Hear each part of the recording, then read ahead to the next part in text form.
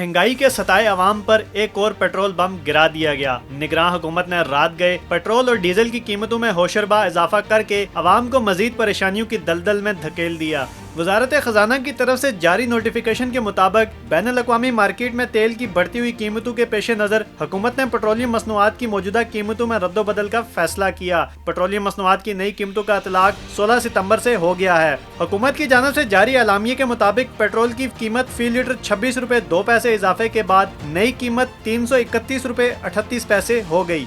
High speed diesel की फी litre कीमत में 17 रुपए 34 पैसे इजाफा कर दिया गया और नई कीमत 329 रुपए 18 पैसे मुकर्रर कर दी गई। महंगाई का तूफान जो कि पहले ही थमने का नाम नहीं ले रहा था, पेट्रोलियम मसनूआत की कीमतें बढ़ने से इसमें यकीनन मजीद इजाफा होगा। आटा, चीनी, घी, दाल, चावल समेत तमाम जरूरियात जिंदगी की चीजें आसमान की बुलंदियों को छू रही हैं और आज से फिर दोबारा यही चीजें महंगी होंगी। शहरी कहते हैं जिस तरफ मामलात जा रहे हैं, इलेक्शन 90 के बजाय 60 दिन में कराना चाहिए। मुल्क को फौरी बेयकीनी और अदम इस्तेहकाम से निकालना होगा, वरना माशी और सियासी अफरा तफरी का खतरा है।